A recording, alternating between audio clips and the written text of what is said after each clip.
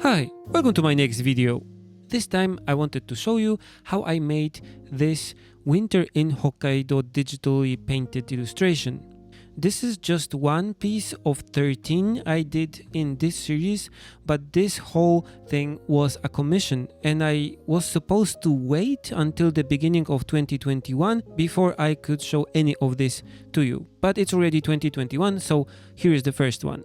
As I probably explained already, I don't usually take commissions. I can do that because of your awesome support on Patreon.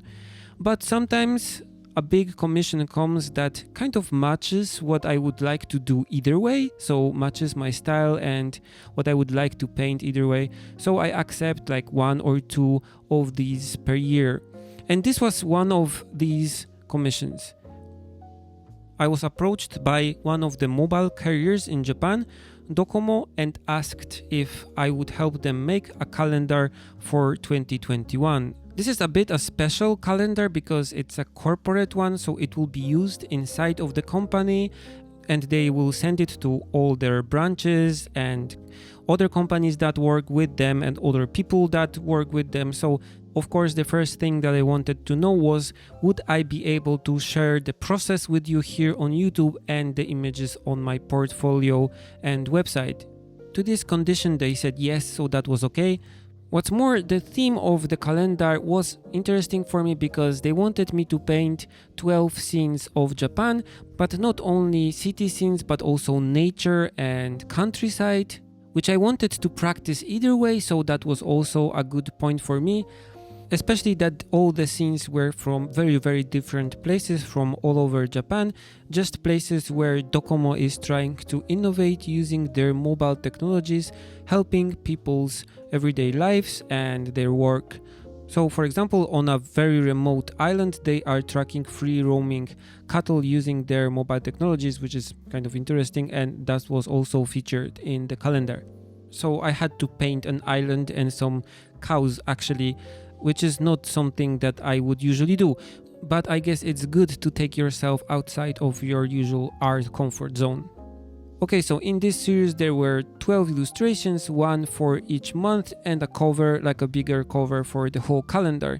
And here I'm doing the first one, so an illustration for January, a snowy scene in Hokkaido. Of course, I had to do all the illustrations from photo reference. There were plans for me to just go to all these places, take my own reference photos and see all these places for myself. But of course, because of the pandemic, I had to just work with photo reference. But I tried really hard not to just repaint a reference photo that I got, but use them only as a base to make my own perspective, make my own composition, change the time of day, change the time of year sometimes in making a good scene for the place that I was to paint. So I had to be really creative with this. I would do first 3 rough thumbnails, like black and white images, simple ones, to just test some ideas and test some composition and perspective ideas that I had. I would then show them to the client so they can choose one of these ideas, and then I would go to the color rough. Here for this Hokkaido picture, I didn't do the black and white thumbnails because actually this scene was really simple and I didn't have so much to do here with the perspective or the composition. But usually I would do like 3 black and white thumbnails, then a color rough, and then I would do the final picture. I will show you the black and white thumbnails in the upcoming videos from the series. All the pictures for this calendar were fully painted in Procreate. I did some editing later in Photoshop, but the base pictures were painted on the iPad Pro in Procreate. For such a big print product, the file size was pretty big. The files were more than 6,000 pixels wide, so for Procreate I think this is really big, but it worked surprisingly well. Actually, on the iPad Pro I have the bigger 12.9 inches one.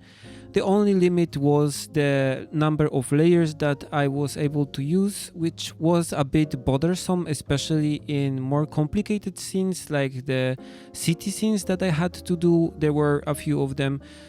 For such pictures with a lot of details, I would usually use a lot more layers, more than 100 sometimes in Photoshop, for example. But here I only had I think like 20 layers to use. So I had to be really economical and mindful about how I used them. I used some tricks like putting things from different parts of the picture on the same layer to just save the layers and just flattening some stuff that I didn't need anymore.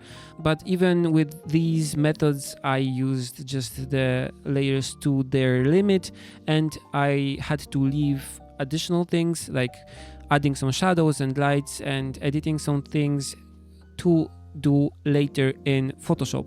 Also, for some of the illustrations in this series, kinda added characters, and that just had to be done in Photoshop later because I didn't have any layers to put the characters in while just painting in Procreate.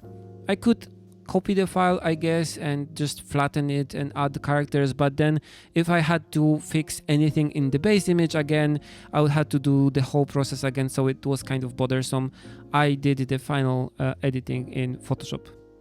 But making the base painting in Procreate was a pleasure, and of course I got the screen recording from Procreate, so I can now show you the painting process here. And I will be uploading more of these videos as I work on new projects this year.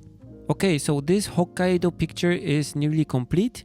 It was one of the simplest, easiest ones in this series, so it took me only about 10 hours to get from the color rough to the finished picture ready for print. Even though I tried to keep the painting style simple for such big files with a lot of details, it takes a lot of time to complete one, so it doesn't look kind of unfinished when it's printed. Okay, that's it for this video. I hope you liked it. There will be more videos coming about painting the illustrations for the DOCOMO calendar, so if you have any questions about the illustrations themselves or the process, just ask them in the comments and I'll try to answer them in the upcoming videos. As always, feel free to comment, share and subscribe, and you can also support me on Patreon. It's your support there that allows me to do my private projects, like these videos also. Okay, that's it. See you in the next one. Bye.